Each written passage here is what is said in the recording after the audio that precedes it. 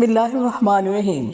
جب رات گہری ہو جائے اور ہر طرف خاموشی چھا جائے تو اپنے رب کو اپنا غم سناؤ۔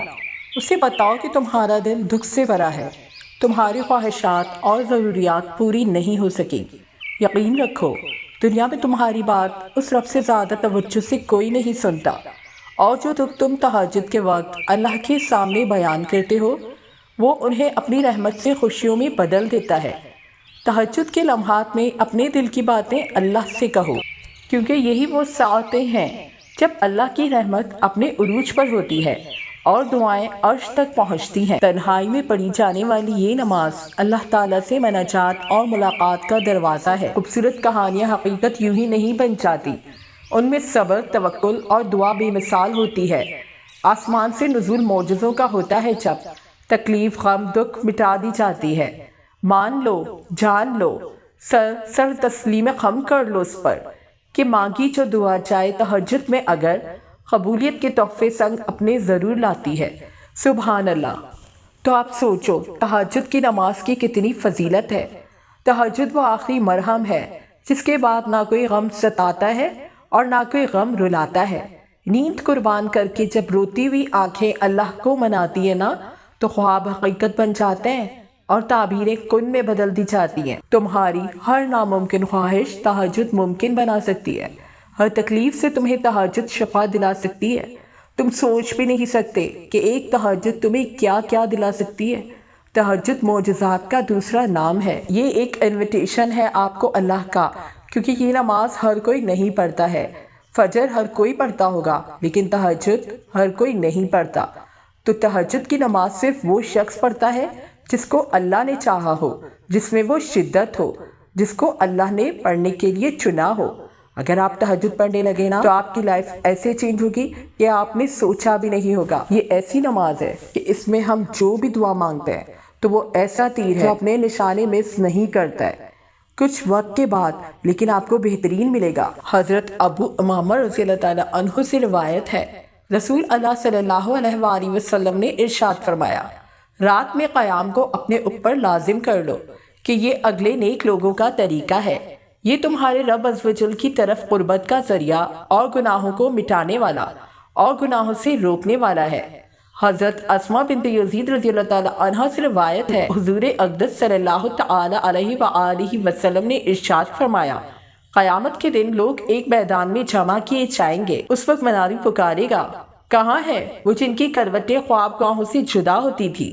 وہ لوگ کھڑے ہوں گے اور تھوڑے ہوں گے، یہ جنت میں بغیر حساب داخل ہوں گے، پھر اور لوگوں کے لیے حساب کا حکم ہوگا۔ حضرت عبداللہ بن عمر رضی اللہ تعالیٰ عنہما سے روایت ہے، حضور نبی کریم صلی اللہ علیہ وآلہ وسلم نے ارشاد فرمایا، جنت میں ایک بالا خانہ ہے کہ باہر کا اندر سے دکھائی دیتا ہے اور اندر کا باہر سے۔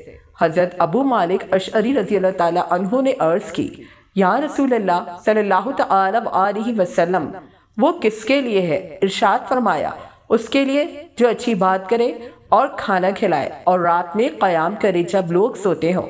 حضرت ابو ہریرہ رضی اللہ تعالیٰ عنہ سے روایت ہے کہ نبی کریم صلی اللہ علیہ وآلہ وسلم نے ارشاد فرمایا، جو شخص رات میں بیدار ہوا اور اپنے اہل خانہ کو جگائے پھر دونوں دو رکعت پڑھیں تو کثرت سے یاد کرنے والوں میں لکھے جائیں گے۔ حضرت ابو ہریرہ رضی اللہ تعالیٰ عنہ فرماتے ہیں، میں نے عرض کی، یا رسول اللہ صلی اللہ تعالیٰ وآلہ وسلم، مجھے کوئی ایسا کام ارشاد فرمائیے جسے میں اختیار کروں تو جنت میں داخل ہو جاؤں۔ ارشاد فرمایا، سلام کو عام کرو، کھانا کھلاؤ، رشتہ داروں سے نیک سلوک کرو، رات میں نماز پڑھو، جب لوگ سوتے ہوں تو سلامتی کے ساتھ جنت میں داخل ہو جاؤ۔ نماز تہجد کی کم از کم 2 رکعت ہیں اور زیادہ سے زیادہ 12 رکعت ہیں۔ بعد نماز عشاء بستر خواب پر لیٹ جائیں اور سو کر رات کے کسی بھی وقت اٹھ کر نماز تہجد پڑھ لیں۔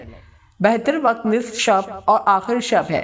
تہجد کے لیے اٹھنے کا یقین ہو تو آپ عشاء کے وتر چھوڑ سکتے ہیں۔ اس صورت میں وتر کو نماز تہجد کے ساتھ آخر میں پڑھیں، یوں بشمول 8 نوافل تہجد کل 11 رکعت بن جائیں گے۔ رات کا اٹھنا یقینی نہ ہو تو وتر نماز عشاء کے ساتھ پڑھ لینا بہتر ہے۔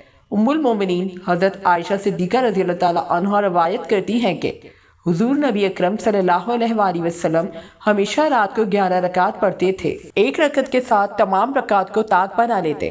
नमाज से फारिग होने के बाद दाएं करवट लेट जाते हत्ता कि आपके पास मौज़िन आता। फिर आप 2 रकात सुन्नत फजर मुख्तसरन पढ़ते। अहादीस नबी सल्लल्लाहु अलैहि वसल्लम में इसकी बहुत ज़्यादा फजीलत बयान हुई है। हज़रत अब्दुल्ला बिन उमर रज़ियल्लाहु ताला अन्हु से रिवायत है कि हुज़ूर नबी अकरम सल्लल्लाहु अलैहि वसल्लम ने फरमाया, अल्लाह ताला को तमाम नफल नमाजों में सबसे ज़्यादा महबूब नमाज सलात दाऊद अलैहिस्सलाम है।